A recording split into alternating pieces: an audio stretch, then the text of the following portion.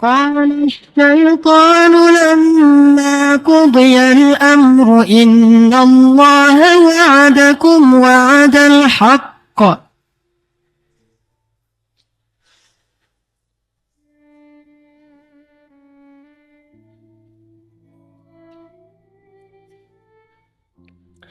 إن الله وعدكم وعد الحق ووعدتكم فأخلفتكم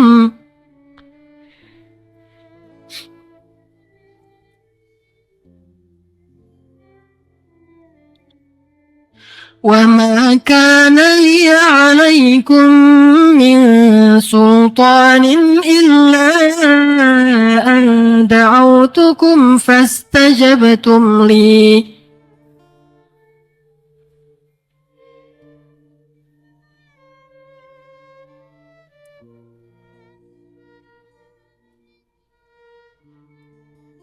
فلا تلوموني ولوموا أنفسكم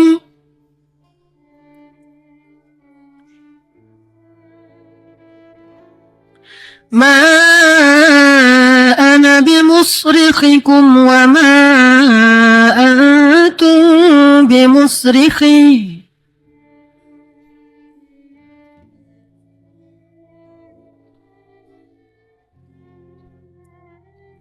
إني كفرت بما أشركتمون من قبل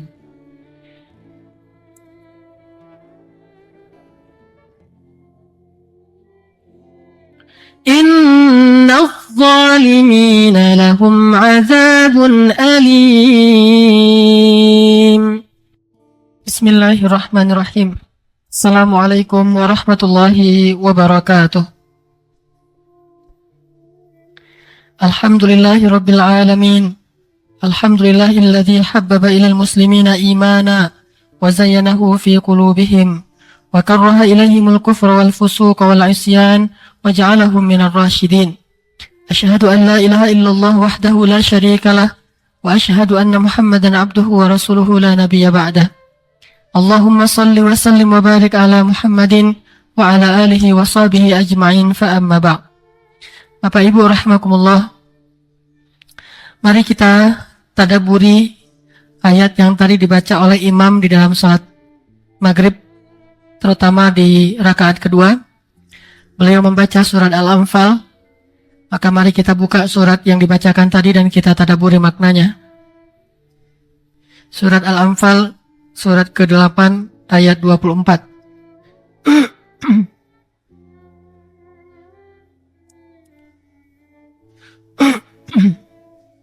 أعوذ بالله من الشيطان الرجيم.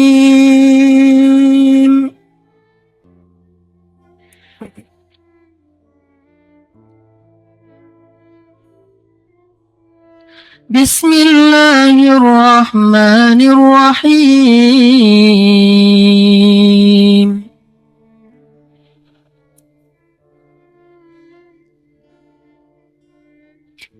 يا أيها الذين آمنوا استجيبوا لله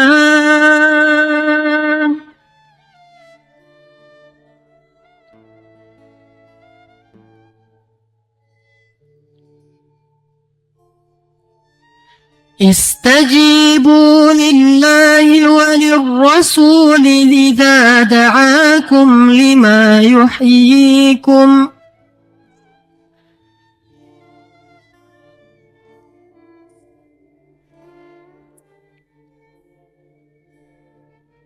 واعلموا أن الله يحول بين المرء وقلبه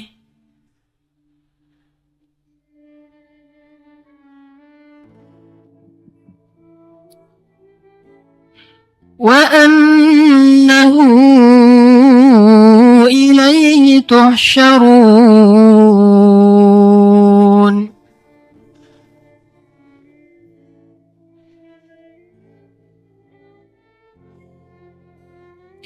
Wahai orang-orang yang beriman,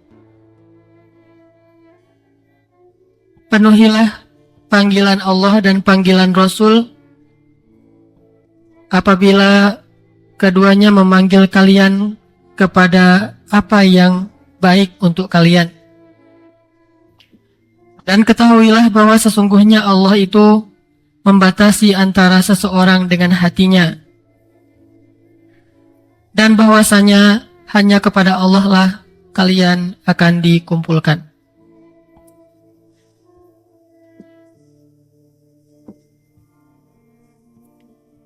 Ayat ini diletakkan oleh Allah Subhanahu wa taala di dalam satu surat yang luar biasa. Surat tentang salah satu adegan yang sangat menyejarah. Adegan apa? Perang Badar. Surat Al-Anfal. Para ulama juga mengenalnya dengan nama Suratu Badar. Surat Perang Badar. Sehingga pegawai negeri yang ada di Palestina, syarat untuk diterima sebagai pegawai negeri itu adalah hafal surat Al-Anfal. Itu syarat. Kalau mau diterima sebagai pegawai negeri atau mau diterima sebagai anggota Hamas, syaratnya adalah hafal surat Al-Anfal. Kenapa?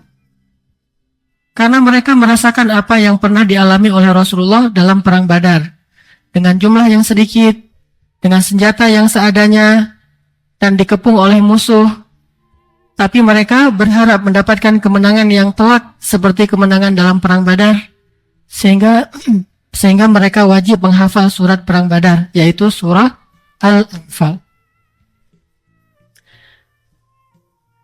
Kenapa orang Mesir suka dengan surat Al-Mulk? Karena ibu kota Mesir itu Kairo. Kairo itu dalam bahasa Arabnya Qahirah. Qahirah itu artinya yang menaklukkan, kekuasaan. Sedangkan Al-Mulk secara bahasa artinya kekuasaan. Jadi membangkitkan semangat heroismenya orang Mesir. Ketika mereka baca surat Al-Mulk, mereka merasakan bahwa Allah Subhanahu wa taala Maha Kuasa, Maha Menaklukkan. Allah Qahhar, kan? Allah Qahhar. Ibu kota mereka Qahirah. Tiba-tiba aja jadi bahasa Inggris Kairo, entah apa artinya ya. Padahal orang Malaysia masih menyebut Kahirah, tidak menyebut Kairo. Kita ngikutin orang Barat dan ngikutin orang Islam. Kita nyebutnya kota Kairo. Orang Malaysia, Melayu masih menyebut kota Kahirah. Kahirah itu bahasa Arab Qahirah. Allah Maha Qahhar, Maha Menaklukkan. Ibu kota Mesir itu Qahirah. Allah biyadihil mulk wa huwa ala kulli syai'in qadir. Jadi punya semangat kayak gitu tuh, memimpin Timur Tengah. Makanya pas Presiden Mursi jadi presiden, langsung dia mengambil alih Timur Tengah dari Ahmadinejad. Ya awalnya Timur Tengah itu presiden yang paling kesannya keren adalah Ahmadinejad. Karena vokal, sederhana, berani bicara lantang di PBB, diambil alih oleh Mursi. Sehingga kata New York Times dan CNN, Mursi ini lebih cerdas daripada Dinejad, kata mereka. Ketika mendengar pidato pertama Mursi di PBB. Karena semangat Qahirah tadi. Langsung dia ceramahnya tuh bukan isu tentang Mesir begini, Mesir begitu, bukan. Suriah, Palestina, Sudan, seluruh Timur Tengah diangkat isunya dalam pidato kenegaraannya. Padahal pidatonya mewakili Mesir. Tapi isi pidatonya mewakili Timur Tengah. Itu semangat memimpin tuh kayak gitu tuh. Jadi bukan ngambil isu nasional saja, tapi isu internasional. Setidaknya Timur Tengah. Dia bahas tentang Sudan, dia bahas tentang Irak, dia bahas tentang Palestina pastinya, Suriah yang paling vokal, dan juga bahkan dia sempat bahas tentang Myanmar. Nah ini mereka suka baca surat Al-Muluk. Kebentuk surat Al-Muluk itu dalam diri mereka. Kalau orang Palestina, terbentuk surat Al-Anfal dalam diri mereka. Kalau orang Madinah, terbentuk surat Ar-Rahman dalam diri mereka. Kalau orang Mekah, terbentuk surat Al-Kahfi dalam diri mereka. Pertanyaannya, sudah terbentukkah surat Yasin dalam diri orang Indonesia? Kita rajin baca surat Yasin.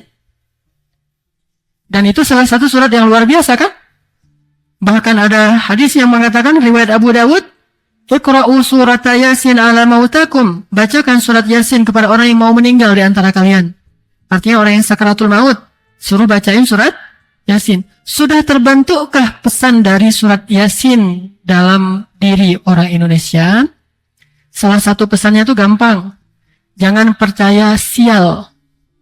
Inna tatayyarna bikum la in lam tantahu lanarjumannakum. Percaya kepada tatayyur. Tatayyur itu ramalan-ramalan sial. Orang Indonesia udah rajin baca Yasin tapi masih percaya sial. Bulan Safar, bulan sial. Hari Rabu, hari sial. Gak boleh keluar pada hari Sabtu. Gak boleh nanam pohon cabai di depan rumah. Gak boleh ini, gak boleh itu. Banyak sialnya. Perempuan hamil jangan duduk. Kalau ada gerhana harus masuk kolong meja. Anak gadis jangan duduk depan pintu, jauh dari jodoh. Segala macam kesialan-kesialan. Padahal baca surat Yasin. Gak salah kita rajin baca surat Yasin, itu surat yang luar biasa. Kita harusnya menjaga tradisi itu, karena itu tradisi yang baik. Tapi pertanyaan besarnya, udah masuk belum nih surat Yasin ke dalam hati? Sebagaimana Al-Anfal itu menguatkan semangat dan kesabaran orang Palestina. Al-Mulk menguatkan semangat leadershipnya orang-orang Mesir. Ar-Rahman semangat damainya orang-orang Madinah. Al-Kahfi semangat akidahnya orang-orang Makkah. Yasin semangatnya orang Indonesia. Masuk belum? Kalau belum masuk, baca lagi deh surat Yasin. Walaupun udah berpuluh-puluh tahun mentradisi, tapi belum ada hasilnya. Baca lagi, kuatkan lagi itu tradisi. Jangan dihapus.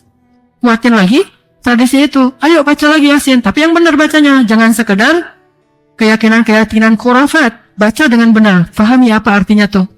Makanya kalau saya yang mimpin tahlil, emangnya Ustadz Hanan mimpin tahlil? Mimpin. Walaupun kalau ada acara di rumah saya nggak buat tahlil. Tapi kalau diundang tahlil, saya datang. Saya bahkan pernah mimpin tahlil kan di Jawa Timur. Jawa Timur itu kan pusatnya Nahdliyin. Keluarga besar istri saya tuh Nahdliyin, bahkan orang Langitan kan, pesantren besar. Disuruh mimpin tahlil. Baca apa? Surat Yasin juga. Emangnya kenapa? Baca surat Yasin, setelah itu saya terjemahkan. Saya fahamkan, oh ini isi surat Yasin. Akhirnya saya sering diundang untuk jadi kiai tahlil. Oh, Ustadz Hanan kalau mimpin tahlil enak ternyata katanya. Jadinya berubah nama, bukan lagi Ustadz Hanan, Gus Hanan. Gus Hanan, karena sudah memimpin tahlil. Tapi difahamkan yang benar tuh gimana. Rokok gak usah bagi-bagi lagi deh. Kenapa? Kan rokok makruh katanya. Kata orang Indonesia ya. Kalau seluruh dunia haram, kalau orang Indonesia makruh. Oke lah kita ambil Indonesia deh biar agak-agak membumi. Rokok makruh artinya apa? Dibenci. Jangan berdoa dengan barang-barang yang Allah benci. Udah aja ngerokoknya ntar di luar setelah tahlil. Pas lagi tahlil gak usah bagi-bagi pakai gelas. Ada yang gak ngerokok ditaruh di telinga udah kayak tukang gitu ya. Dia gak ngerokok sendiri, taruh telinga ngapain? Ntar dijual lumayan lah, dapat sebatang 1.500. Gak usah bagi-bagi rokok. Terus gak usah maksain harus ngasih makan yang enak. Seadanya lah. Kalau mau kasih makan silakan, enggak juga gak masalah, bukan kewajiban. Dan yang datang gak usah berharap, kalau malam ganjil ada rawon. Kalau malam biasa nasi biasa, kalau malam ganjil ada rawon, ada segala macam dibungkus, namanya berkat ya. Nah, gak harus gitu. Ya sesanggupnya, jangan sampai ngutang demi acara itu. Orang hutang mayit aja belum dibayar, nambah hutang lagi. Jangan, semampunya.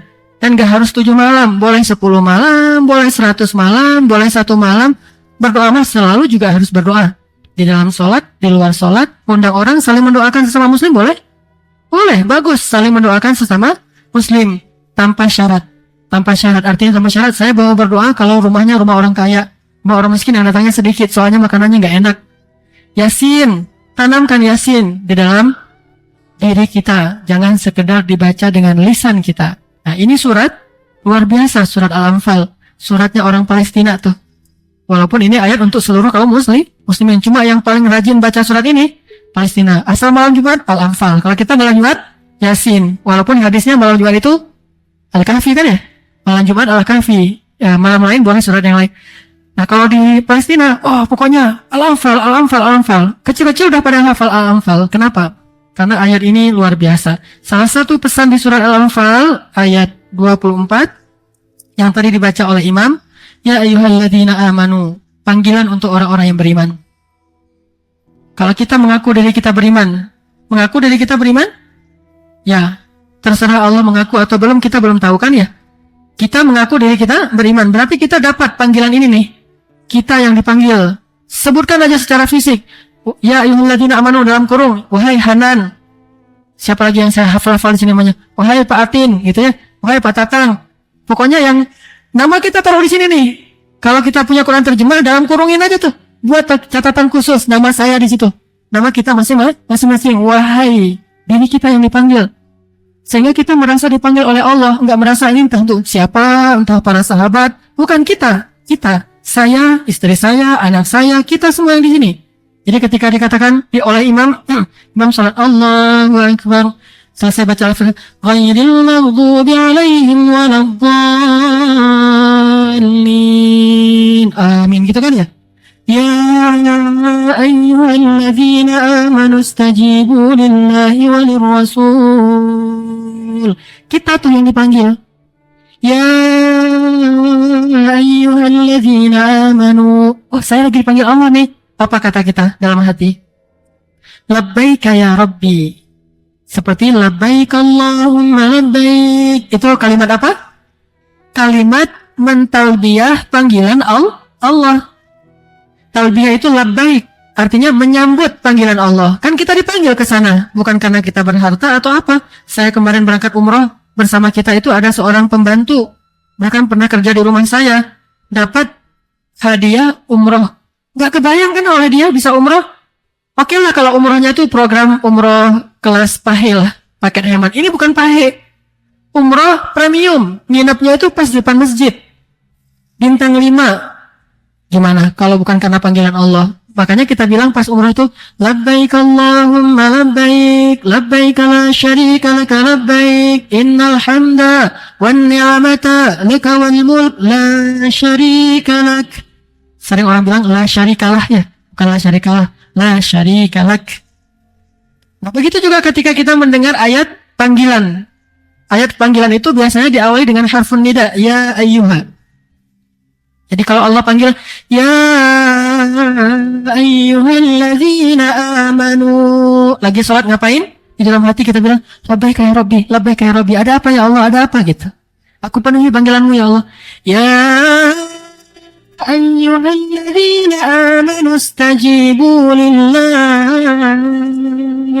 Istajibu lah gitu. Penuhilah gitu. Ayatnya aja penuhilah. Istajibu lillahi walir rasuli idza da'akum lima yuhyikum. Penuhilah panggilan Allah dan panggilan Rasul jika keduanya memanggil kamu kepada yang bermanfaat bagi kamu. Itu terjemah tafsir ya, bukan terjemah perkata seperti yang diterjemah. Kalau diterjemah perkata ibu-ibu biasanya kepada yang memberikan kehidupannya. Itu letterlet. Tapi kalau tafsiriyah, arti kehidupan di situ adalah bermanfaat. Jika keduanya memanggil kalian kepada yang bermanfaat bagi kalian. Coba bandingkan dengan surat An-Nur kemarin. Setan kalau manggil orang ngapain? Ya ayyuhalladzina amanu la tattabi'u khutuwatis syaitan. Wa man yattabi' khutuwatis syaitan fa innahu ya'muru bil fahsya'. Syaitan kalau manggil ngapain? Ya'muru bil fahsya'i wal munkar. Setan itu kalau ngajak kita pasti ngajaknya untuk berbuat dosa besar, fahsya ataupun mungkar. Kalau Allah kalau manggil kita pasti manggilnya itu untuk lima yuhyikum, yang bermanfaat bagi kita. Gimana panggilannya? Kalau panggilan Allah, Allah Akbar, Allahu Akbar. Kan? Panggilan Allah. Hayya 'alas shalah. Ayo salat itu panggilan. Kenapa? Hayya falah.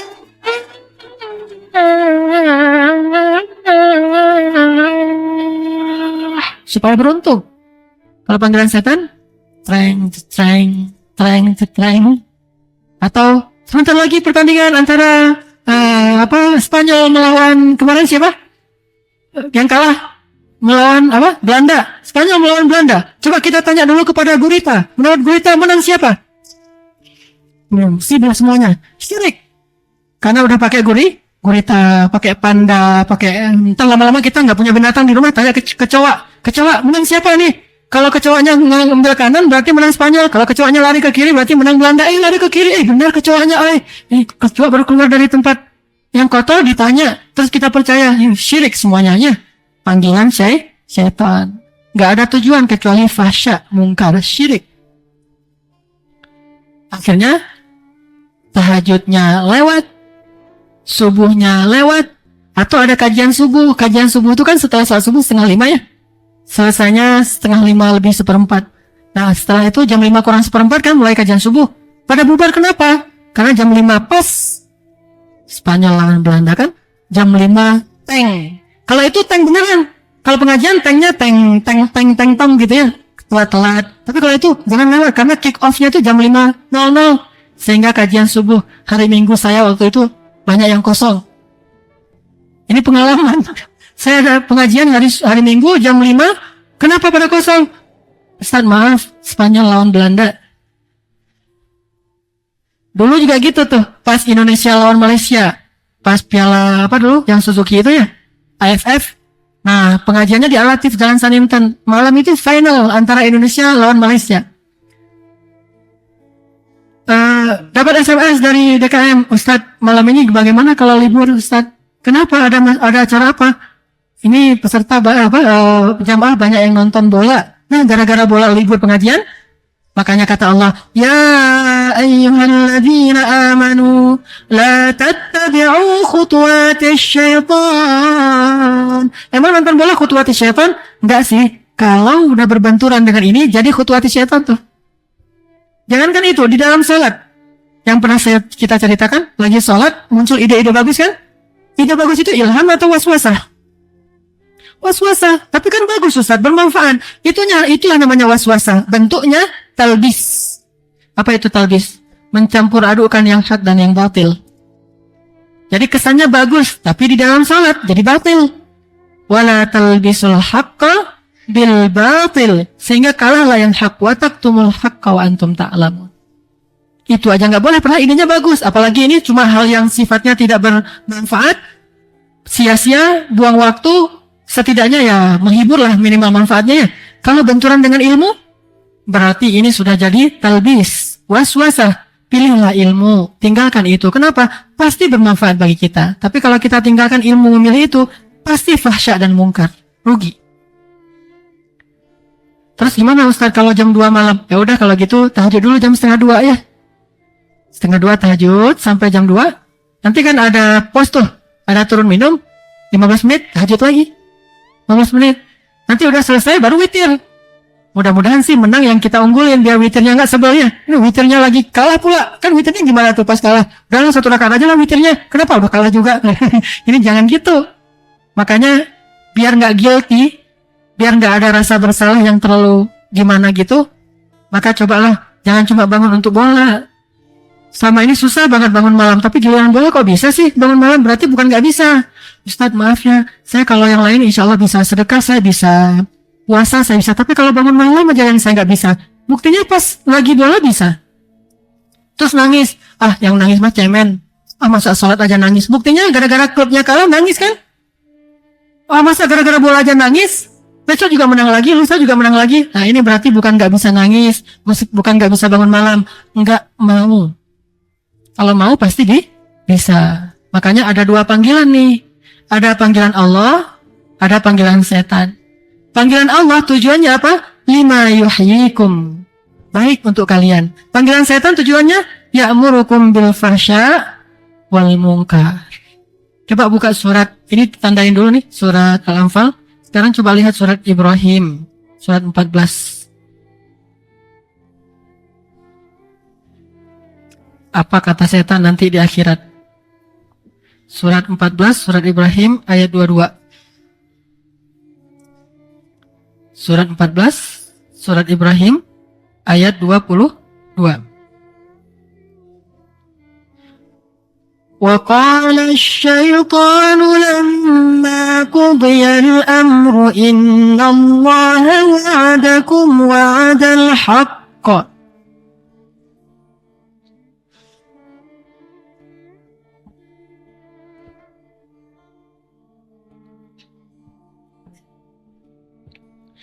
Innallaha wa'adakum wa'dal haqqi wa wa'adtukum fa'akhlaftukum.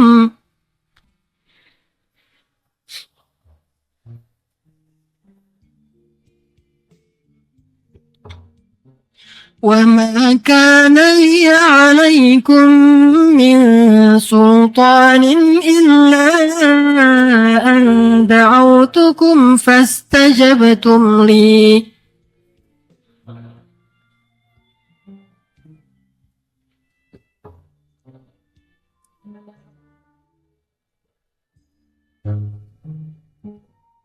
فلا تلوموني ولوموا أنفسكم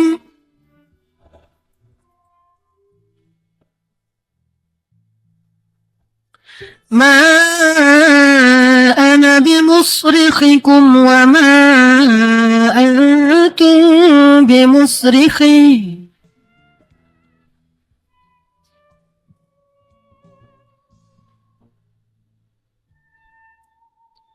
إني كفرت بما أشركتمون من قبل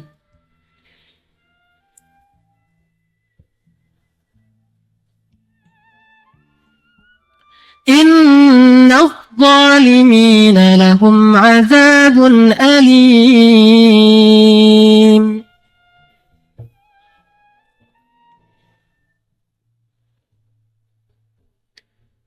Dan berkatalah setan ketika hari hisab telah ditentukan, sesungguhnya Allah menjanjikan kepada kalian janji-janji yang benar, dan aku pun menjanjikan kepada kalian, maka aku pun mendustakan janji itu. Tidak ada kekuasaan bagiku atas diri kalian, kecuali sekedar mengajak kalian, maka kalian pun memenuhi ajakanku. Maka janganlah kalian menyalahkan aku, salahkanlah diri kalian sendiri. Aku tidak bisa menolong kalian, kalian pun tidak bisa menolong aku. Sesungguhnya aku mendustakan semua kemusyrikan yang kalian lakukan dulu di dunia. Sesungguhnya bagi orang-orang yang berbuat syirik itu ada azab yang menyakitkan. Nah, jadi Allah mengajak kita, memanggil kita, menjanjikan kepada kita, lima yuhyikum. Setan pun gitu, mengajak kita, memanggil kita, memberikan kita janji-janji. Kalau ajakan Allah namanya ilham, ilmu. Kalau ajakan setan namanya waswasah, ghurur, talbis.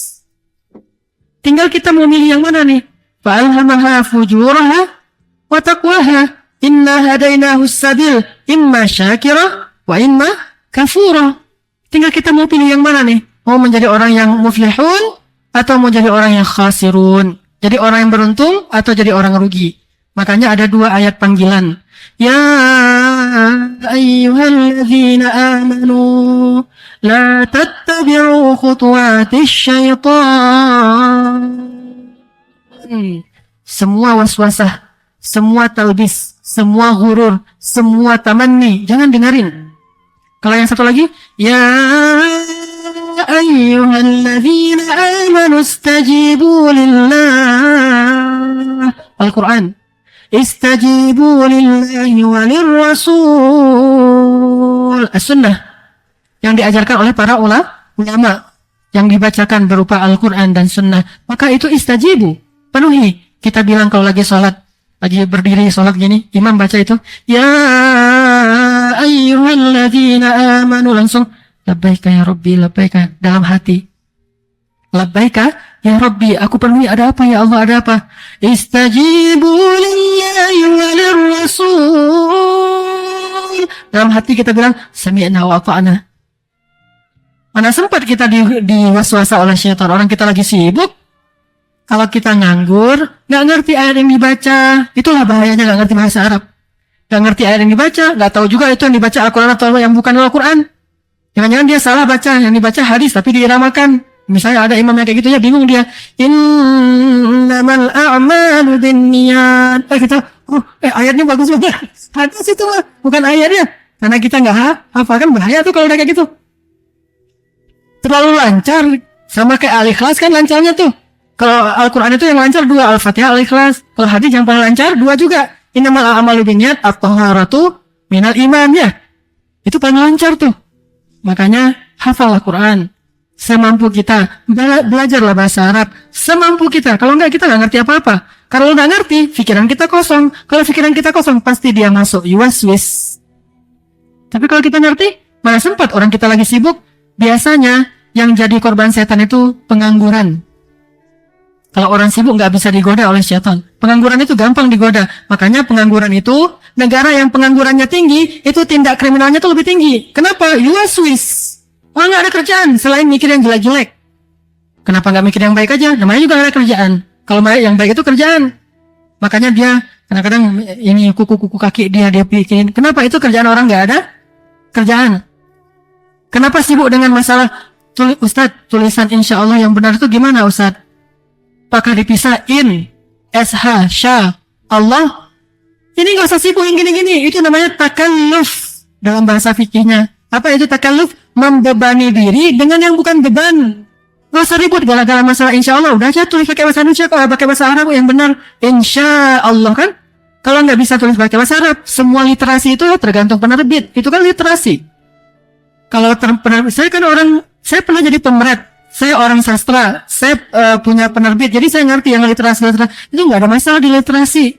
Ada yang pakai insya Allah, ada yang pakai insya Allah, ada insyaallah. Semuanya ini hanya literasi. Kenapa sibuk dengan insya Allah? Gara-gara nggak ada kerjaan lain. Amin yang benar gimana? Amin, amin, amin, amin. Yang mana yang benar Ustaz? Sibuk dengan itu, nggak usah ribut masalah gitu deh. Yang ribut kalau misalnya jelas-jelas amin dalam kurung Amun-Ra, itu baru kita ribut. Amin dalam kurung Amun-Ra. Apa itu Amun-Ra? Dewa Mesir kan ya? Kalau itu yang dipakai dalam kurung jelas baru ribut. Tapi kalau enggak itu kan namanya innamal a'malu binniyat. Lagian ini pakai bahasa Indonesia kecuali bahasa Arab, baru nggak boleh salah tulis. Artinya ini kerjaan orang nggak punya kerjaan, nganggur. Makanya macam-macam was-wasahnya. Tapi kalau orang nggak nganggur, insya Allah dia akan lebih fokus kepada yang besar dan sampai yang kecil-kecil terselesaikan tanpa harus diselesaikan, sendirinya terselesaikan. Saya pernah ceritakan, Ustadz lagi ceramah, mic-nya ngadat, terus akhirnya tali mic-nya itu diikat ditempelin di tiang biar nggak ngadat lagi, terus dikasih dikasih selatip, diginiin terus gini ya, jadinya mirip salib. Ustadz, ada pertanyaan. Masa di dalam masjid ada salib? Mana salibnya? Itu talinya mic itu gini terus ada selatip. Jadilah salib. Ini berarti selama tadi dia dengerin ceramah mikirin salib aja. Mikirin selatip terus nggak mikirin ceramah si Ustadz. Makanya kayak gitu tuh. Kalau nganggur banyak was-wasa. Dalam sholat sebab nganggur itu karena nggak bisa bahasa Arab. Karena nggak ngerti ayat yang dibaca. Pasti nganggur tuh. Kecuali yang dibaca itu yang kita udah ngerti banget. Qul ya ayyuhal kafirun, itu juga bisa buat nganggur. Kenapa? Karena terlalu sering dibaca jadi nggak berkesan lagi. Nganggur juga kan? Makanya alhamdulillah kita ada Imam Hafiz. Dia baca ayat itu bukan di yang terakhir-terakhir aja, seluruh Al-Quran dibaca. Kan istri saya pernah imamin sholat tarawih ibu-ibu di rumah. Buat sholat tarawih di rumah. Imamin. Bacanya di tengah-tengah Al-Quran, bukan At-Takasur, Atin dan sebagainya. Apa komentar ibu-ibu tetangga setelah selesai tarawih besoknya? Kata mereka, Qurannya mana beda, Qurannya beda. Kenapa beda? Gak pernah dengar tuh Quran kayak gitu. Nah, kenapa bisa gitu? Karena gak ngerti. Itu awamnya. Sehingga pas lagi sholat, mulailah dia mikir, nih habis tarawih tadi ada bala-bala yang belum sempat dimakan. Terus ada ini, ada itu ya. Lagi sholat tarawih. Kenapa? Karena sholat tarawihnya itu di Masjid Murabi. Masjid Murabi, sholat tarawihnya itu ayatnya ganti-ganti. Sehingga kita gak ngerti. Nah, itulah sebabnya masuknya syaitan. Kalau kita ngerti, pas dibaca, misalnya yang paling populer apa? Qad aflahal mu'minun. Apaan tuh? Gitu ya. Alladzina hum fi salatihim khashi'un. Oh ya, saya harus khusyuk nih kalau gitu. Walladzina hum 'anil lagwi mu'ridun. Astagfirullahaladzim, saya banyak kata-kata yang sia-sia gitu kan? Walladzina hum lizzakati fa'ilun. Kayak Nabi teringat ada perhiasan di rumahnya, habis sholat langsung lari ngambil perhiasan nyedekahin. Oh, saya kayaknya tahun ini belum bayar zakat. Walladzina hum li furujihim hafizun. Oh, berarti saya harus cepat-cepat nikah nih. Yang belum nikah kan? إلا على أزواجهم أو ما ملكت أيمانهم فإنهم غير ملومين فمن ابتغى وراء ذلك فأولئك هم العادون. Kita bilang dalam hati, A'udzubillahi min dzalik, mudah-mudahan saya nggak termasuk orang yang seperti itu. Siapa yang menyalurkan syahwatnya bukan dengan cara yang Allah halalkan? Itu tercela. Bukannya yang menikah tercela, yang nggak menikah yang tercela. Dia menyalurkan syahwatnya kepada zina, selingkuh, pacaran, dan segala macam variannya. Pacaran itu varian dari zina, takarrub kepada zina. La taqrabu zina. Berarti kalau yang udah pada pacaran, terus baca ayat itu, adun, orang yang melampaui batas. Astagfirullahaladzim, kita putus. Gitu kan? Setelah selesai salat, log WN. Selesai kan? Mengamalkan ayat. Ini berarti nih, orang khusyuk dalam salatnya nih. Faham. Apalagi ayat setelahnya. Walladzina hum li'amanatihim wa'ahdihim ra'un. Oh iya ya, saya ada janji sama fulan, harus saya tunaikan nih. Gitu. Kalau kita janji sesuatu. Saya janji sama istri mau makan malam bareng, berarti habis ini harus buru-buru pulang. Janji. Amanah. Walladzina hum ala salawatihim yuhafizun. Ya Allah, maafkan saya sering telat sholat. Gitu. Ulaika humul warithun. Ya Allah, jadikan saya termasuk ulaika, mereka. Kan salat kayak gitu mana sempat diwaswasa oleh syaitan. Karena ngerti banget yang dibaca. Apalagi kalau yang bacanya pelan-pelan, satu ayat demi satu ayat, tartil, tarasul, gak buru-buru. Kalau kita ngerti tapi buru-buru, Alhamdulillahirrahmanirrahim, Malik yaumiddin, iyyaka na'budu wa iyyaka nasta'in, ihdinas siratal mustaqim, siratal ladzina an'amta 'alaihim ghairil maghdubi 'alaihim waladdallin. Amin. Qul huwallahu ahad. Apa ini? Enggak sempat tadabbur. Kita kesel gitu, pengen tadabbur, aduh udah lewat lagi. Enggak sempat. Kita aja udah ngerti enggak bisa sempat tadabbur, apalagi yang enggak ngerti. Jangan gitulah. Kasihan makmumnya lagi sholat pengen tadabbur, baca, nggak usah banyak-banyak, nggak masalah. Ayatnya boleh pendek-pendek. At-Takatsur juga Al-Quran, tetapi alhaakumut takatsur hatta zurtumul maqabir kalla sawfa ta'lamun. Kan enak. Orang sholat di belakang, summa kalla sawfa ta'lamun. Itu kan ancaman tuh. Lo tahu sendiri ntar kan gitu kan bahasa gaulnya. Kalla law ta'lamuna ilmal yaqin la tarawunnal jahim. Coba diulang-ulang lagi. La tarawunnal jahim.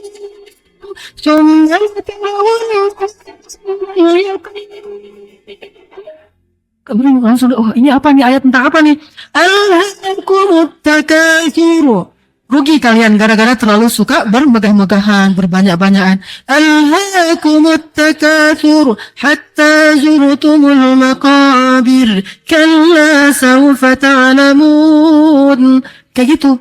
Gak usah panjang-panjang, gak masalah. Tapi suratnya dibaca dengan tartil. Makanya kemarin pas kita sholat Jumat, saya baca Ar-Rahman. Fabi ayyi ala'i rabbikuma tukadziban. Kenapa sering saya baca? Karena itu ayat pasti difahami oleh orang Indonesia. Tapi jarang dibaca dan berkesan banget kan? Banyak yang menangis setelah saya turun dari masjid pada lapor Ustadz. Saya biasanya kalau sholat Jumat itu ngelamun. Kalau khutbah Jumat itu biasanya main HP, ngobrol sama teman atau tidur. Tapi kali ini saya berkesan. Akhirnya saya pengen ikut ta'lim. Akhirnya dia minta nomor saya, pengen ikut ta'lim. Kan jadi sumber hidayah. Coba kalau bacanya asal-asalan. Bagus baca sabihis juga. Sabihis itu luar biasa ayatnya. Tapi yang benar itu bacanya. Jangan karena udah sering jadi cepet-cepetan. Orang gak sempat tadabbur. Itu. Kalau kita paham, salat kita itu nikmat. Makanya kata Nabi, ya Bilal, arihna bus salat. Istirahatkan kami dengan salat. Kok bisa salat itu istirahat? Kalau kita ngerti. Gak ngerti, salat itu jadi pekerjaan. Pengen istirahat dulu, capek. Capek apa? Capek salat. Kebalik kan? Kalau mereka pengen salat dulu, kenapa? Capek kerja. Kalau kita pengen istirahat karena capek salat. Karena bagi kita salat itu nggak rehat. Apalagi salat tarawih. Kenapa tarawih itu lebih rehat dari yang lain? Karena tarawih bacanya panjang. Ayatnya tuh macam-macam, variatif. Jadi kita bisa surfing. Kalau kita surfingnya biasanya di googling, sekarang surfing di Quran. Orang suka surfing di Google, cari ini, cari itu. Sekarang coba surfing di Quran, Al-Baqarah, Ali Imran, An-Nisa. Terus kita berselancar di dalam Al-Quran. Oh, Masya Allah, Alhamdulillah, Masya Allah. Wah, luar biasa. Kalau kita ngerti. Kalau nggak ngerti, rugilah kita. Masa bahasa Inggris bisa, bahasa Arab nggak bisa? Bahasa Perancis bisa? Saya Ustadz bisa 3 bahasa. Apa? Perancis, Inggris, Jepang, semua bisa. Korea, semuanya bisa. Dia bahasa Arab? Nggak bisa. Kenapa harus belajar bahasa Arab? Emang saya mau jadi TKI? Bahasa Arab bukan untuk TKI, untuk paham Al-Quran dan hadis. InsyaAllah nanti kita lanjutkan setelah selesai sholat isya. Bismillahirrahmanirrahim. Supaya tidak lupa, saya mengulangi kembali pengumuman tadi dari Ustaz Yazin tentang program malam Ahad ini. Tadi beliau sampaikan Ahad malam, maksudnya malam Ahad. Malam Minggu kita akan adakan Qiyamul Lail Tarhib Ramadan, menyambut Ramadan, dimulai jam 1.30, paling telat dimulai jam 2, tapi kita bisa hadir jam 1.30 karena sekitar jam 1.30 kita akan mulai. Dan bagi yang mungkin ingin mentadaburinya, silakan membuka mushaf atau mungkin nanti juga bisa mentasmi. Kita akan baca juz 30 sampai selesai, sehingga sebagian besar kita kan mungkin hafal dan faham juz 30. Jadi kita akan baca dari An-Naba amma yatasaalun. Kalau selesai mudah-mudahan sampai An-Nas seselesainya. Dan nanti akan banyak ayat-ayat yang saya ulang-ulang.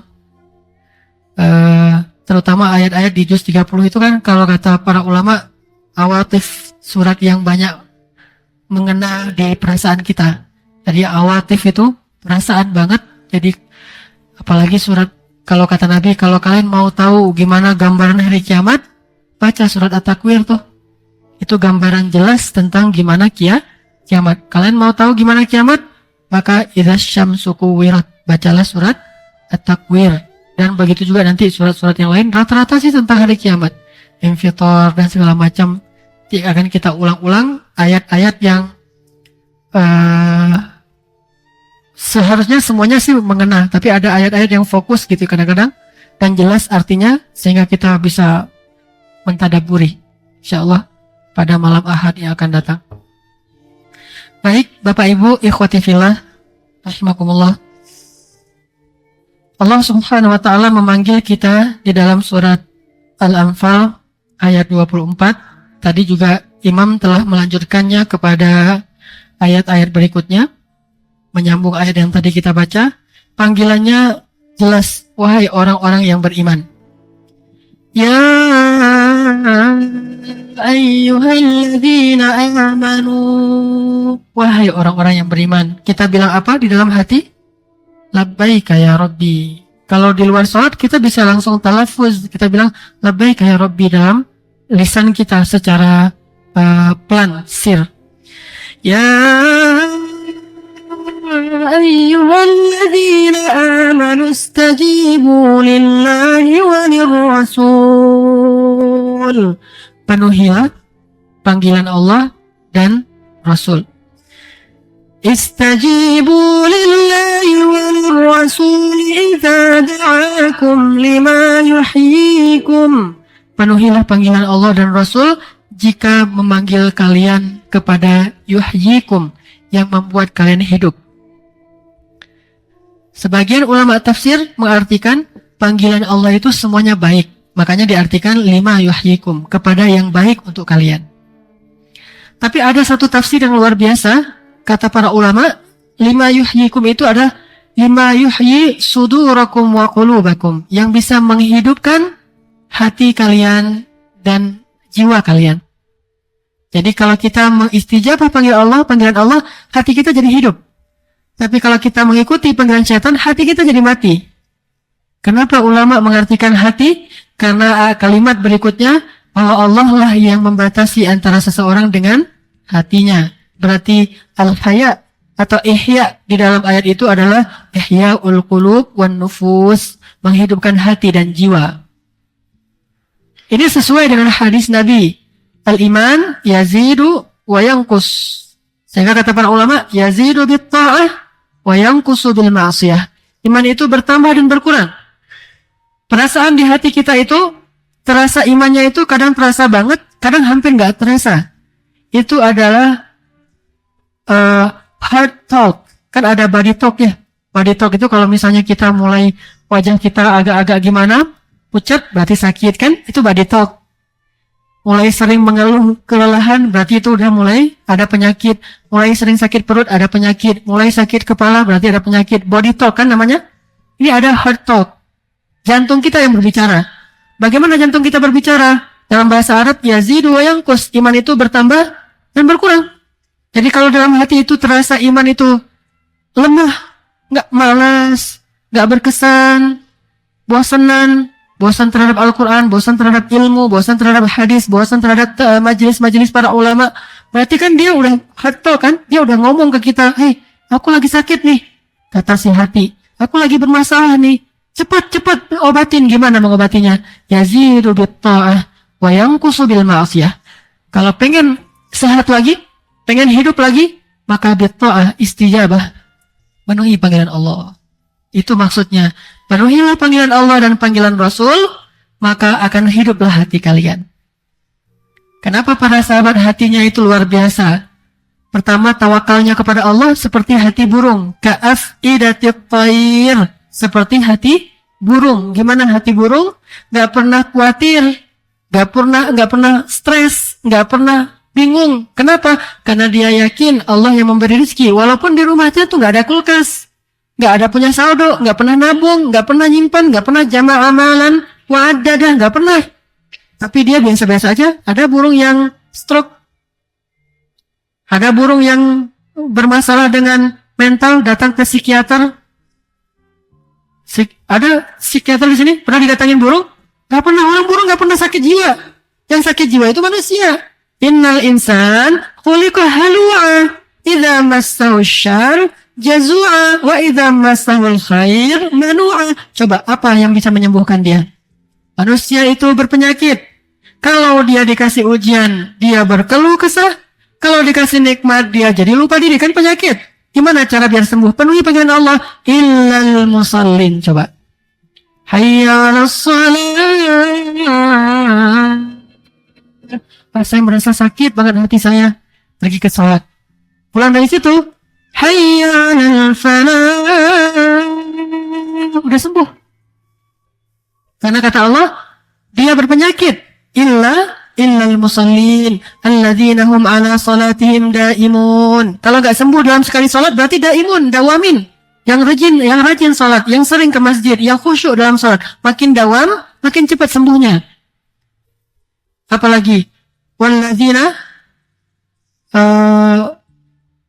illal musallun alladzina hum 'ala salatihim daimun walladzina fi amwalihim haqqum ma'lum. Yang suka sedekah. Tadi dia diajak tuh kan? Sedekah itu, ini penelitiannya di Virginia, Universitas Virginia, Amerika lah. Kan kalau udah Amerika biasanya orang percaya ya. Nah, Universitas Virginia membuktikan dalam sebuah riset tentang psikologis, orang kalau ngelihat selebaran iklan tentang sosial, siapa yang mau menyumbang untuk kegiatan kemanusiaan di sini, kelaparan di sana, kanker di sini, segala macam, dia ngelihat aja, itu tingkat stresnya itu berkurang beberapa persen. Niat doang tuh. Ketika dia berniat ingin infak, dia contreng, saya akan sedekah, saya akan kasih dana sosial, bantu. Ketika dia contreng, berkurang lebih banyak lagi stresnya. Ketika dia berikan infaknya, berkurang lebih banyak lagi. Apalagi kalau dia ngelihat langsung kepada orangnya, diberikan kepada orang itu hilang langsung stresnya. Itu secara psikologis. Al-Quran sendiri yang mengatakan, walladzina fi amwalihim haqqum ma'lum lis-sa'ili wal mahrum. Untuk orang yang membutuhkan dan orang yang tidak punya apa-apa. Sehingga hanu'a, jazu'a, manu'a, selesai. Makanya kata Allah, lima yuhyikum. Kalau kamu penuhi panggilan aku dan Rasul, hidup, hati kamu itu akan hidup, jiwa kamu itu akan hidup, jadi segar lagi, sehat lagi. Seperti fisik butuh olahraga sehingga dia segar. Gimana rasanya kalau habis olahraga misalnya lari gitu atau main bola? Rasanya gimana? Badan segar kan? Jadi pengen aktivitas. Tapi kalau jarang olahraga, jadinya pengen tidur terus. penyakit badannya.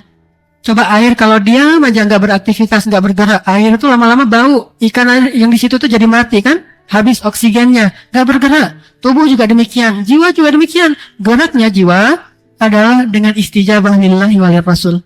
Itu geraknya jiwa. Kalau jiwa nggak pernah bergerak kayak gitu, ibarat air yang menggenang dan tidak mengalir. Mungkin sehari nggak berasa emang. Sehari nggak memenuhi panggilan Allah, belum berasa langsung. Ketika semakin lama semakin parah, makin menggenang, lama-lama jadilah dia air yang beracun.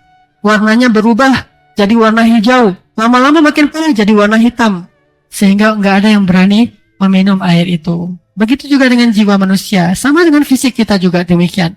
Sehari nggak olahraga nggak berasa emang, sebulan nggak berasa, setahun lama-lama. Saya punya teman Ustadz kuliah di Madinah, sekarang jadi imam di Masjid Al-Irsyad Kota Baru. Ustadz ini pernah kena stroke ringan. Ketika ditanya oleh beliau ke dokter, apa penyebabnya? Jarang olahraga. Stroke itu kan aliran darahnya kan tersumbat oleh lemak, kolesterol, kemudian juga pompa jantungnya lemah kan. Kalau ada kolesterol tapi jantungnya memompa dengan kuat kan lumayan lah. Kayak arus kencang tapi ada kotoran kan terbuang ya kotorannya. Misalnya kita mau melancarkan saluran air di wastafel, salah satu caranya gimana? Kita semprot dengan air kencang kan ya? Sehingga terbersih sendiri kan, nggak perlu dipakein sikat, susah dalamnya tuh pakai air kencang aja keranin, akhirnya habis. Begitu juga aliran darah kita, kalau jantungnya mompanya tak tak tak, akhirnya aliran darahnya santai gitu ya. Banyak kolesterol numpuk, nggak terlalu ini. Tiba-tiba berhenti dalam beberapa detik langsung selesai. Tapi kalau jantungnya akhirnya dipompa dengan rutin, tentunya nggak dikejutkan, tapi dengan rutin akhirnya lancar terbersihkan dengan sendirinya. Ini teori medis tentang fisik. Begitu juga tentang jiwa kita, sama. Sunatullahnya berlaku dengan sama, cuma riyadhahnya jiwa adalah istijabah lillahi walir rasul. Olahraganya jiwa adalah memenuhi panggilan Allah dan Rasul. Seperti hadis Nabi, al-iman yazidu wa yanqus, yazidu bit ta'ah wa yanqusu bil ma'siyah. Bertambah iman itu, jiwa itu jadi sehat dengan ketaatan, jadi berpenyakit dengan maksiat. Bicara tentang kanker, tahu apa makanan kanker? Semua orang punya potensi kanker dalam tubuhnya. Kenapa? Saya beberapa kali merawat pasien kanker di Hasan Sadikin yang orang miskin. Jadi saya tahu gimana penyebab-penyebab kanker. Semua orang itu punya potensi kanker, kata dokter, dalam tubuhnya. Karena sel-sel mati segala macam yang rusak kan ya. Nah, makanannya yang buat dia jadi parah, stadium 2, 3, 4 lanjut dan sebagainya mematikan, apa makanannya? Makanannya itu pecin, pengawet, pewarna, pengenyal. Yang gini-gini nih makanan kanker nih. Jadi kita makan kayak Indomie, kita bukan makan, kasih makan kanker. Dia yang tadinya kecil tiba-tiba jadi gemuk kan ya? Begitu juga dengan jiwa kita. Makanannya dari mata, tidak ghadul basar, ngelihat yang aurat. Itu makanan penyakit jiwa tuh. Kenapa di Indonesia banyak pasien penyakit jiwa? Di zaman Nabi kan jarang ada pasien penyakit jiwa ya. Ada orang jiwa gila dipasung gitu, jarang banget. Hampir kita nggak pernah dengar cerita itu, saking jarangnya. Apalagi gila gara-gara nggak diangkat sebagai waliul amri, jadi hakim, jadi dewan, jadi gila, nggak ada tuh di zaman Nabi. Justru hampir gila gara-gara diangkat jadi waliul amri kan ya, takut banget diangkat jadi presiden, takut. Kalau sekarang nggak jadi anggota dewan, stres, gila. Kenapa? Penyakitnya di sini nih. Gimana cara menyembuhkannya? Ya ayyuhalladzina amanu istajibu lillahi walir rasul. Salah satunya salat, khasyi'un, daimun, hafizun. 2, walladzina fi amwalihim haqqum ma'lum lis-sa'il wal mahrum. Kalau di Al-Mu'minun, walladzina hum liz-zakati fa'ilun. Terus walladzina yusaddiquna biyaumiddin. Ternyata baca tentang hari akhirat itu bisa menghidupkan hati. Salah satunya gimana? Ziarah kubur. Ziarah kubur itu ihya'ul qulub. Mengurus jenazah, ihya'ul qulub. Melihat orang sakit yang udah jenazah, udah sakarat, ihya'ul qulub. Membaca ayat dan hadis ataupun buku-buku tentang akhirat, ihya'ul qulub. Menghidupkan jiwa, menghidupkan hati. Karena walladzina yusaddiquna biyaumiddin, walladzina hum min azabi rabbihim musyfiqun. Inna azab rabbihim ghairu ma'mun. Jadi percaya kepada akhirat. Makin baik percaya kepada akhirat, makin hayah hatinya, makin hidup hatinya. Itu namanya istijabah. Tapi sebaliknya, kalau yang dia lakukan justru bukan tentang akhirat, dia datangnya ke mal-mal. Itu lawan dari datang ke kuburan tuh, datang ke mal tuh. Mau menghidupkan hati, datang ke kuburan. Mau mematikan hati, datang ke mal. Kayak gitu tuh. Karena ke kuburan itu dekat ke akhirat, mal itu dekat ke dunia. Pernahkah kita ngelihat di mal itu tentang akhirat? Hati-hati, sebentar lagi mau mati. Gak ada di mal. 7 golongan yang dapat naungan Allah pada hari tidak ada naungan kecuali ada di mall kayak gitu-gitu kan? Gak ada. Malah di mall itu gak boleh ngomong akhirat sama sekali. Sampai bu ceramah pun dibuat di mall supaya apa? Sekalian belanja segala macam. Saya pernah diundang tuh ceramah di mall. Mana mau saya ceramah di mall? Kalau mau ceramah pergi ke Masjid Al-Murabbi biar masuk. Ngapain ceramah di mall? Biar semua orang juga ngedengar. Iya sih niatnya talbis. Wala talbisul haqqa bil batil. Kesannya sih bagus. Tapi apa yang terjadi? Saya pernah soalnya gak ada kesannya. Cuma hilangin guilty doang tuh, hilangin rasa bersalah biar nggak belanja pure. Jangan cuma belanja tapi ada taklimnya lah gitu ya. Tapi nggak ada hasilnya, orang nggak dengar juga. Kalau mau sungguh-sungguh belajar, tempatnya ilmu di masjid, di majelis-majelis ilmu, di sana mah belanja. Nggak salah, emang nggak salah. Tapi kalau itu satu-satunya yang dijadikan alasan dakwah, nggak ada hasilnya. Makanya kalau mau ihya'ul qulub ke kuburan. Ke kuburan jangan cuma lewat, duduk sebentar lihatin tuh kuburan. Ngapain di situ? Zikrul maut. Ingat mati. Ingat mati kan nggak bisa kita lewat kuburan naik motor. Assalamualaikum ya ahlul kubur inna bikum lahiqun. Lewat terus. Ingat mati? Nggak ingat. Nabi kalau lewat kuburan, Assalamualaikum ya ahlul kubur, beliau berdiri sebentar. Tahukah kalian siapa yang 2 orang di dalam kuburan ini? Kata para sahabat, Fulan bin Fulan ya Rasul. Itu Fulan bin Fulan.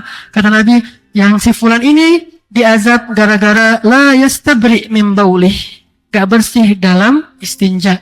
Ketika dia buang hajat, gak bersih, bajunya banyak kena kotoran sehingga dia sholat dengan baju yang kotor. Yang kedua, dia diazab namam karena dia suka namimah. Coba berarti kan di kubur itu gak cuma lewat kan, berhenti sebentar ngambil pelajaran. Itu yang dilakukan Nabi di kubur. Sampai tanya ini siapa, terus beliau ambil pelepah kurma, dibelah 2 sehingga dalamnya kan basah tuh. Kalau kayak pelepah kelapa kan, kalau dibelah 2 kan basah, ditanam. Ini akan diringankan dari azab kubur sampai pelepah kurma ini menjadi kering, kan gitu. Adanya azab kubur kan banyak hadis-hadisnya. Itu gara-gara Nabi nggak cuma lewat, tapi mampir sebentar, mikir, terus beliau tanya, memberi nasihat. Kayak gitu harusnya, watawasobil haq, watawasobil sob. Tapi kalau cuma lewat doang, atau di kubur cuma bersih-bersihin kubur, sampai ngebanding-bandingin, kubur si Fulan tuh marmernya tuh bagus ya. Kenapa yang punya kita marmernya biasa aja? Ganti marmer. Sibuk dengan marmer, ganti marmer. Terus ganti batu nisan. Terus lihat, ternyata tanggal lahirnya salah. Tanggal lahir orang udah meninggal juga masih dipermasalahkan. Tanggal lahir mau salah, nggak masalah, orang udah meninggal juga. Emangnya mau ditanya antar di KTP, ini belum cukup umur gitu ya. Udah meninggal ya, belum cukup umur. Tanggal lahir dipermasalahin. Terus juga, ini nggak penting banget deh. Yang penting itu lihatin kubur, bersihin bagus, bersihin supaya nggak angker kan. Kuburan orang barat kenapa nggak angker jadi tamannya? Kuburan orang Indonesia tuh mah angker. Buat kuburan jangan angker-angker amat lah. Nah, setelah itu baru zikrul maut, ingat kematian. Sebentar lagi saya juga akan kayak gini nih nasibnya. Pasti. Ini nggak ada cerita. Walaupun ini bukan bab insya Allah di sini, udah pastilah. Allah berkehendak, itu udah pasti insya Allah ya. Allah berkehendak pasti mati. Enggak ada, insya Allah saya juga akan mati. Ya pasti insya Allah pasti akan mematikan kita. Kullu nafsin dha'iqatul maut. Itu bukan insya Allahnya orang Indonesia itu insya Allah beneran. Kalau insya Allah orang Indonesia kan belum pasti nih. Kalau ini insya Allah beneran pasti akan mati. Coba renungkan. Kalau saya yang ada di situ, sementara yang ini adalah anak saya. Gimana saya di dalamnya tuh sendiri? Anak saya datang, kemudian coba bersih-bersih kubur. Gak pernah saya ajarin cara berdoa untuk orang tua. Mau doa orang tua aja ngundang orang. Berapa sering kita bisa ngundang orang? Gak tahu dia mau baca apa. Ini gimana mau doanya ya? Ya sudahlah, ngundang kiai aja deh. Biar doain saya amin-amin aja lah. Ya bagus lah, gak masalah. Tetapi berapa sering kita bisa ngundang orang? Paling sebulan sekali. Berapa banyak uang kita untuk ngundang orang? Karena kan gimana-gimana juga orang kalau misalnya datang kan harus kita suguhin ini, suguhin itu kan ya. Kan gak enak datang suruh doain terus pulang kan? Kita kasih makan berapa sering kita bisa ngasih makan orang? Kan gak sering. Itu gara-gara anak itu gak diajarin agama. Salah satunya doa untuk orang tua. Ya udah, Rabbana atina fid dunya hasanah. Doain diri sendiri, bukan doain orang tuanya ya. Nah, sampai di kubur masih doain Rabbana atina fid dunya hasanah fil akhirati hasanah wa qina azabannar. Udah selesai pulang dia tuh. Malah doain diri sendiri. Lu egois banget sih, Nak. Bapak udah di sini enggak didoain. Ini nih. Gara-gara enggak diajarin. Tapi orang-orang anaknya saleh ketika dia sujud, Allahumma fili walidayya. Kita dia tahiyat sebelum salam. Tahiyat tuh kalau bisa agak-agak lama dikit. Kenapa? Doa di tahiyat itu mustajabah. Sama seperti sujud. Apa yang didoain? Doa orang meninggal juga enggak masalah. Namanya juga udah meninggal. Allahumma fir lahu warhamhu wa'afihi wa'fu anhu wa akrim nuzulahu wa wasi' madkhalahu wafsah qabrahu warfa' darajatahu fatahhirhu minad danas fa in kana musi' fatahhirhu wa in kana muslih fataqabbal minhu. Allahumma arham walidayya. Itu baca. Selalu baca itu. Kan enak tuh orang tuanya. Anak saya soleh. Coba bayangkan itu ketika dikubur. Ini ihya'ul qulub, menghidupkan hati. Susah ngebayangin mati kalau lagi di mall. Susah. Masa di mall mikirin mati? Nggak ada kan? Di mall mikirin yang warna mana ya? Semuanya bagus juga nih. Lihat uangnya cuma sedikit. Gitu kan? Di mall nggak akan mikirin mati. Mikirin hidup. Gimana lebih nyaman, gimana lebih, apalagi di mall itu tawarannya macam-macam. Oh, hidup. Ihya'ul qulub, datang ke kuburan. Ziarah orang yang sedang, jenguk orang yang sedang sakit. Urus jenazah, ittiba'ul janaiz, mengurus jenazah mulai dari memandikan, kalau nggak bisa minimal kita datang kepada orang yang udah meninggal. Kan ngeri-ngeri tuh kisah orang meninggal tuh. Datang, dengarkan kisahnya. Kecuali orang Jepang, kalau orang Jepang itu nggak suka ditanya meninggalnya kenapa, sakit apa, itu nggak suka. Udah bilang aja, bilang sungkawakan gitu ya orang Jepang. Kenapa dianggap kamu recok banget sih? Udah tahu saya lagi banyak musibah, banyak tanya. Kalau orang Jepang nggak mau ditanya-tanya. Kita datang, ya, sakit apa meninggal? Orang Indonesia suka ditanya gitu tuh, ya.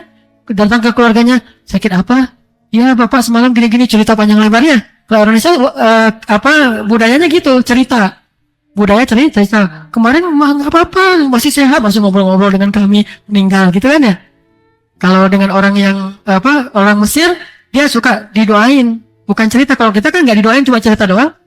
Cerita lama habis itu ya udah, yang sabar ya, permisi pulang. Doanya banyak.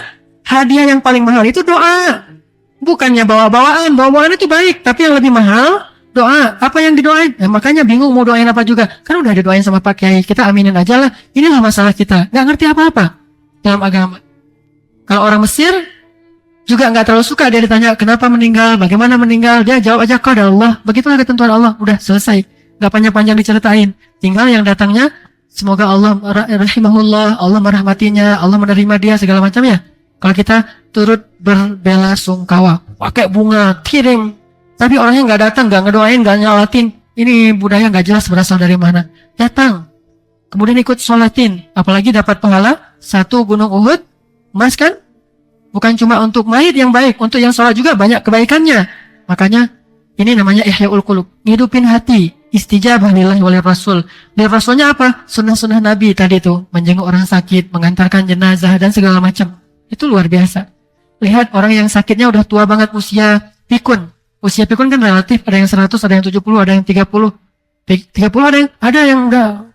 Coba datang ke orang itu. Gimana kalau kita jadi orang yang terbaring di atas tempat tidur siang malam gitu aja selama berbulan-bulan, bertahun-tahun. Kan banyak orang kayak gitu tuh. Gimana perasaan kita kalau kayak gitu? Anak kita kadang-kadang lagi liburan ke Bogor sama cucu-cucu kita berangkat. Pas mereka berangkat, berangkat ya. Tiba-tiba kita tidur, bangun lagi, belum pulang, tidur, bangun lagi, bangun, udah pulang. Tadi cerita-cerita kita gini-gini doang dengerin. Gimana Nas? Gimana perasaan kita kalau kita lagi kayak gitu tuh? Kan sedih banget ya, nelangsa banget. Saya mah nggak bisa kemana-mana lagi, tinggal di jendela. Di kasur ada jendela, ngelihat keluar aja gini. Itu pun nggak bisa ngelongok gitu, cuma gini-gini doang ngelihat. Saking parahnya sampai Nabi berdoa, ya Allah, jangan matikan aku dalam keadaan pikun, ya. Nggak mau mati pikun. Kenapa? 1, nggak enak. Kedua, nggak enak orang lain juga ngurus kita. Lebih baik matinya itu lagi seger-segernya meninggal daripada matinya itu 10 tahun nggak berdaya. Kan berat bagi kita dan berat bagi orang lain. Nabi berdoa, jangan matikan aku dalam syaikhukhah, dalam keadaan syekh itu udah tua banget dan gak berdaya. Itu coba datangin tuh orang kayak gitu. Apalagi kalau keluarga kita jadi ihya'ul qulub. Berarti saya harus banyak beramal, berdoa supaya Allah memberikan saya khatimah yang baik. sebaik-baik khatimah itu adalah yang dalam keadaan masih nyaman, tidak memberatkan orang lain, dan juga dia beriman kepada Allah. Kalau gitu kan udah susah beramal soleh juga. Sholat juga udah nggak sempurna-sempurna amat. Harus dituntun sama anaknya, mah ini sholat zuhur ya, mata doang kan ya? Allahu Akbar, Allahu Akbar. Anaknya juga nggak ngerti. Allahu Akbar kabira panjang banget. Allahu Akbar kabira, walhamdulillahi katsira. Gak usah gitu-gitu amat. Orang udah pikun mah, udah langsung aja Al-Fatihah ke tele-tele kan? Langsung Allahu Akbar, alhamdulillahirabbil alamin arrahmanir rahim. Ayatnya juga giliran masih hidup Al-Ikhlas, giliran udah mau meninggal ayat Al-Baqarah, alif lam mim dzalikal kitabul. Jangan, udah aja yang singkat-singkat. Mbak ini mau salat zuhur, baca ayatnya inna a'tainakal kautsar fasholli lirabbika wanhar inna syani'aka wal abtar. Allahu Akbar gitu kan? Kalau perlu nggak perlu ayat Al-Fatihah doang, langsung ruku. Coba kalau kita kayak gitu, itu ngeri banget tuh. Itu yang paling mengerikan. Makanya yang paling ditakuti oleh orang-orang modern adalah masa tua. Itu kan yang paling mereka takuti, sehingga mereka buat asuransi, mereka ini, mereka itu, ada namanya panti jompo. Kenapa? Mereka takut banget dalam keadaan gak terurus, lemah, gak berdaya, itu mereka takut banget. Walladzina hum li furujihim hafidhun. Ternyata berkeluarga itu ihyaul qulub. Memiliki istri, memiliki anak itu ihyaul qulub, menjaga hawa nafsu.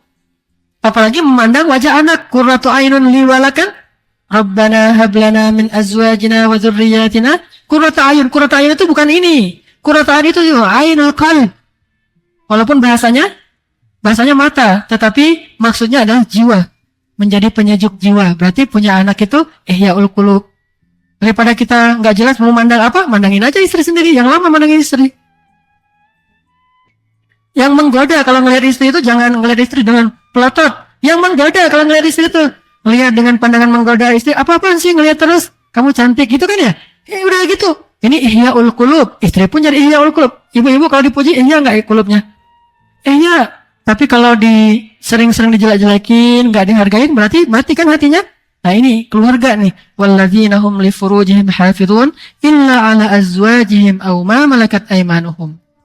Terakhir, walladzina hum li amanatihim wa ahdihim ra'un walladzina hum bi syahadatihim qaimun. Semua amal saleh itu bisa ihya lima yuhyikum. Itu maksud dari ayat ini. Jadi kalau nanti kita baca ayat ini lagi, jelas sekarang. Wahai orang yang beriman, kalau kalian pengen menghidupkan hati, istajibu lillahi walir rasul, maka kalian akan hidup hatinya. Nggak bisa dengan cara lain. Kenapa? Yang menggenggam hati cuma Allah. Innallaha yahulu bainal mar'i wa qalbih. Cuma Allah yang bisa membolak-balikkan hati. Jadi kalau kita bermasalah dengan jiwa dan hati kita, bukan ke psikiater, bukan ke psikolog, ke Allah. Coba. Allahu Akbar, sedekah, apalagi tadi. Semua itu kan bisa ihyaul qulub. Bisa menyehatkan lagi hati yang sudah mulai sakit. Mudah-mudahan kita paham ayat yang tadi dibaca di dalam sholat dan bisa kita ulang sendiri dengan membacanya di rumah.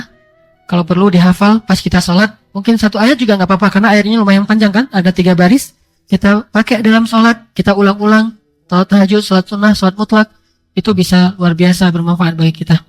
Kalau nggak sanggup ngafal Quran berurutan, hafallah Quran secara acak, surat, ayat-ayat atau potongan-potongan paragraf yang udah kita bahas itu dihafal. Jangan sekedar dibaca, tapi dihafal, nanti pakai dalam sholat, itu luar biasa. Itu juga bagian dari cara menghafal Quran. Kalau nggak sanggup per surat, per juz, itu mungkin membuat kita putus asa, terlalu banyak. Nah, udah gini-gini aja nih.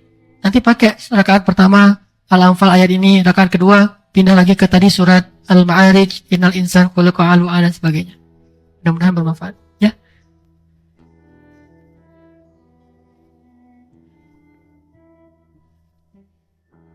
Nah itulah masalahnya di kita. Gak dimandiin terus ada ditaruh di ruang tamu ya.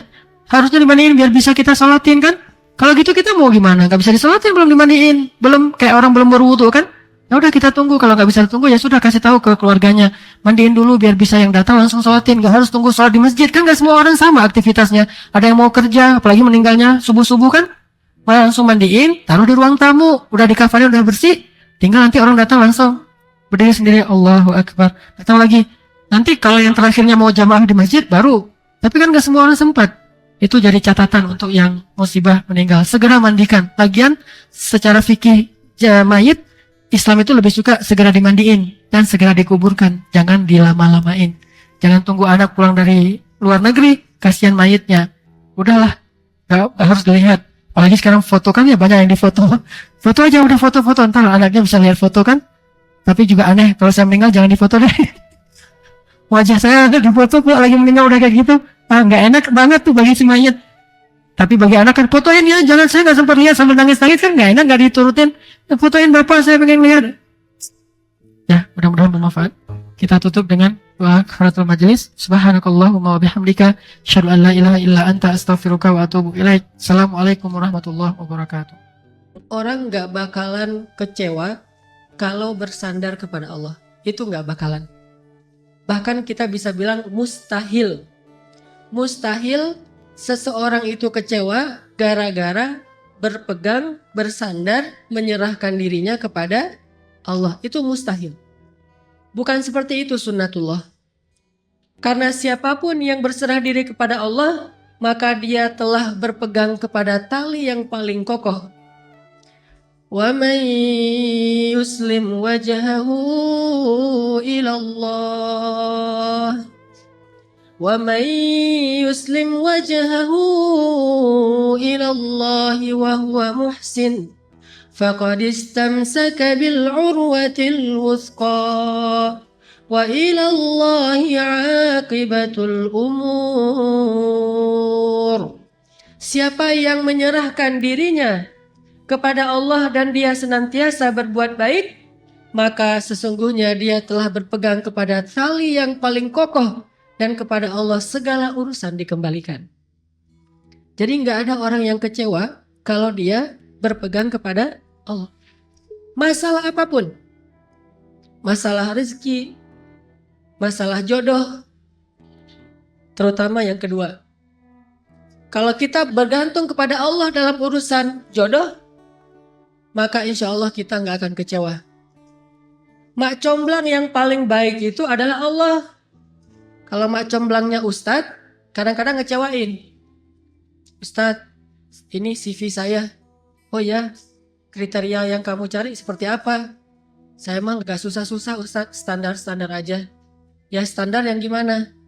Yang tingginya 180, yang kulitnya bening, sampai kalau minum kelihatan airnya ngalir, transparan. Kemudian yang hidungnya seperti pedang, yang matanya seperti bidadari. Tahu mata bidadari? Besar dan sayu, tapi nggak gelok. Nah ini kriterianya. Terus kata Ustadz, kalau yang kayak gitu Ustadz juga mau gitu ya. Akhirnya pas ketemu Ustadznya duluan yang ta'arufan. Ini kalau mak comblangnya manusia.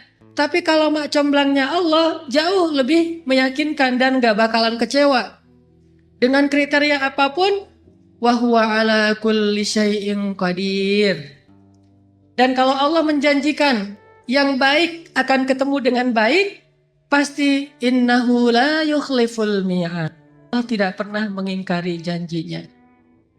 Masalah apapun kita harus mengandalkan Allah. Coba deh, selalu ngandelin Allah.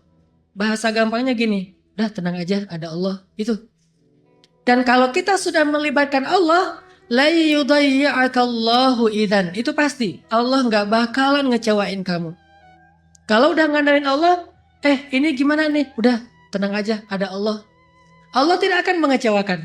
Salah satu kalimat udah tenang aja, ada Allah adalah la tahzan, innallaha ma'ana. Kalau kita ada teman lagi galau gitu, terus kita bilang, la tahzan, innallaha ma'ana. Kalau bahasa kita, woles bro, tenang aja, ada Allah. Santai bro, karena ada Allah. Itu bahasa Arabnya, la tahzan, innallaha ma'ana.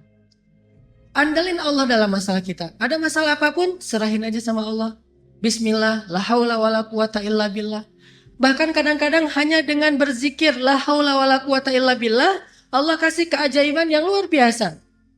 Karena setelah seseorang bersandar kepada Allah, la yudayya'anallahu idzan. Pasti Allah enggak akan ngecewain. Pasti Allah enggak akan ngecewain.